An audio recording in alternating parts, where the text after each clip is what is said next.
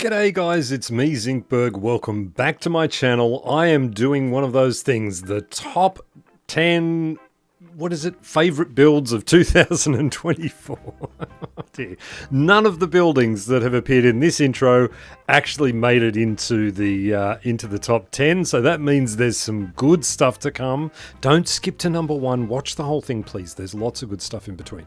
If you like what you see, subscribe to my channel, like the video, do all the stuff, leave me a comment. I can't wait to hear from you. Here we go, number 10. I remember when I first found this area in Craftworks Season 1, and I thought, boy, what build could I possibly put out here? And I decided to do a modern build. I haven't done a modern house before, and I just started smashing down white concrete blocks until it looked modern. Threw a couple of waterfalls in and things like that. It really came out a treat. This stairwell here was one of my favorite things on the build. It just looks so cool. Then I got Millie out and she did the interiors and all the furniture for this, and it just really added to the whole thing, made it look like something really special. Then I found this cave underneath, and I managed to do a little bit of work under here too, and it came out really good. So that's why it's at number 10. On to number 9. Sometimes the location defines the build rather than the other way around. And this particular one here, when I found this river, I had decided very early on that I was going to build a big bridge on it. It was a bit of a challenge having to have the supports come up so far, but I think you'll agree it came out really good. I was still working with diorite and iron blocks, having just done the palace, and I think it really came out good. The main road, the platform that goes across the centre here, came out looking really good. I love these spikes that come up and the glass there that you could see through to the bottom. But then the supports themselves with the end rods and the walls and the iron gates in there as well, just made it all look really good. And then I found this cave down underneath here, and we made a decision to put the farms and things under here. And this cave is beautiful, and I still use all these farms down here too. So on to number 8. Although this house is just a house, and it's all right for houses to be in this thing, right? This house here, my channel was in a bad place, and I had lost my direction a little bit. And this house was my decision to get back into building. And rather than focusing on the silly antics and things that I was doing, the builds became more the focus of my episodes. And this one here, with its tower sort of smooshed into the side of the house like that, really came up good. This is also the build where I discovered that you could use bookshelves as an external underneath the levels of the house there to give it a dark shadow, and it really came out great. I'm really proud of that. I like the greenhouse on the inside of the house on this one here. I never got the interior finished. I really struggled with the interior on this one, but I love the shape and I love the style of this, and this really defined what Effendale became. So on to number 7. Doom Raider. Never before had a build caused so much frustration with so many people. This build alone was responsible for over, I think, 300 or 400 deaths on the server. It was crazy, the amount of people who played this game non-stop, and it really was a lot of fun to build. I remember the conversations between Oda and myself going through how we would kill the other members of Craftworks using this, and this became one of our favourite ways, which was Hootie the pufferfish. Each room was designed differently. Each one had a totally unique flavour, and each one had a unique way of causing the deaths. And this one here, actually, this was one of my favourites. I loved the snow room. As simple as it was a lot of people got stuck. Yeah, there were lots of different things in here that we came up with that were original and really had a lot of fun. And this room here, this was great. This was the reward room. I think only 3 people got to see this room. So, yeah, on to number 6. How is this number 6? My PvP arena on the Craftworks SMP. I love this build so much, so much. Okay, they're all number 1 from here on in. So from the rusted legs down the bottom to the colour scheme to this inside here, trying to put all of the biomes in, or as many of the biomes as I could cram in, having these little turrets here that people could come into the tower and also play. Oh look, there's a Zinkberg hiding inside there. Isn't that exciting? Where they could come in and affect the overall PvP game. Unfortunately, PvP is not that popular, so it doesn't get used at all. But I had the armor stands in here with the bear, and there's a cat and a donkey and a few other things. I brought the nether into this area in the end as well. Little things to hurt people's feet, the magma blocks and the lava and things around as well. There's pufferfish in there. And then this monstrosity on the top, which shoots down arrows on the players underneath. Sorry, it rains down the occasional arrow onto people down below. It's not a Pokeball, okay? Let's get that very clear. It doesn't look anything like a Pokeball, so it's not that. It took a long time to build. It was a huge task. It's a lot of glass up there.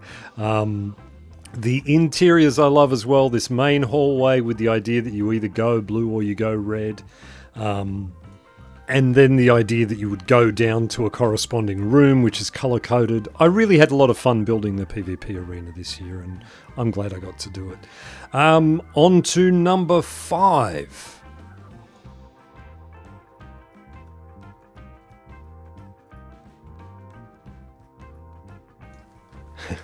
This tower, Rapunzel's tower in Craftworks Season 1, this was so much fun. This was a co-build with MC Oda again, and we built this for a little bit of a story that didn't really get to see the light of day very much. It had a flushable toilet inside there.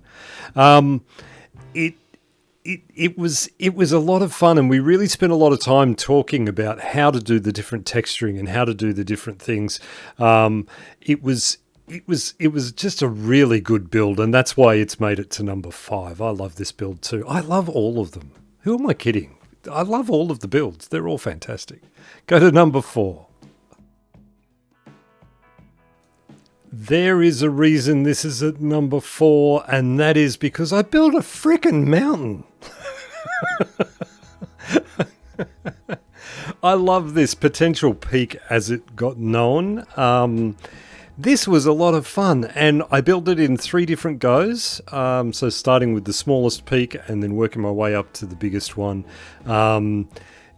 It became a lot of fun, like something totally new, something I hadn't done before, and I think even now looking at it, like there are things I would do to change it, but it was really fun to do, and it really became this sort of backdrop for everything I was doing in Effendale.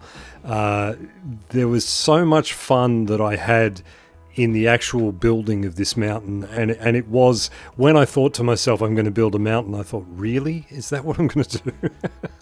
And I did, and I'm really happy with it. It's great. It's such a beautiful backdrop. On to number 3. We're getting close. We're getting close.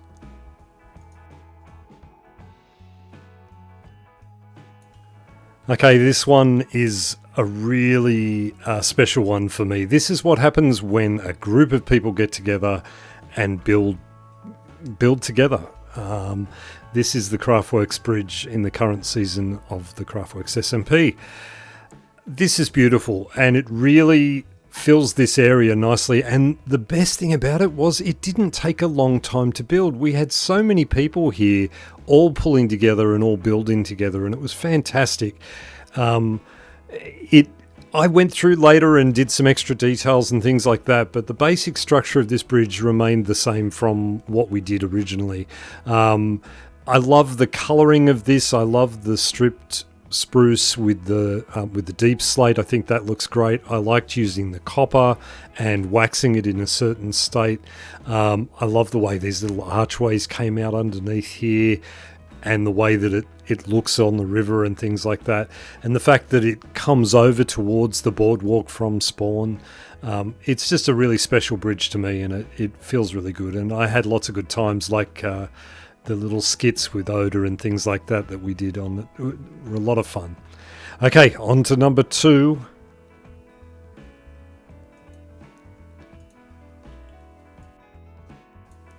You know, when I started doing this video, I had it in my head that this was going to be number 1. Of all of the builds that I've done over the last year, I really thought that this was my favourite. And it took something pretty special to beat this one, I can tell you. But this one here just really came out so well. I guess the big thing with it was that all I had was one shot. One little frame of a movie shot to get something that gave me the feel of what it was that I was building. And from, you know, the way I did this forest over here, bringing the baths in behind, that picture there was amazing. And doing this river, like digging out the river completely, none of that was there. And doing all of that, it just really, the whole area is starting to really take a hold, and it's somewhere that I'm really enjoying building. These trees, this forest, it just amazes me, and I love it. Every time I come into it, I get this sort of, the real feeling of being in this strange part of a world. It's something that I wish there was more like this in Minecraft, and I certainly intend on doing more of that sort of thing. But these stairs, these flower beds, everything about this just came out so well. And unfortunately, it was pipped at the post by one build, and one build only. Let's get to it. Number 1 on my favourite builds of 2024 is...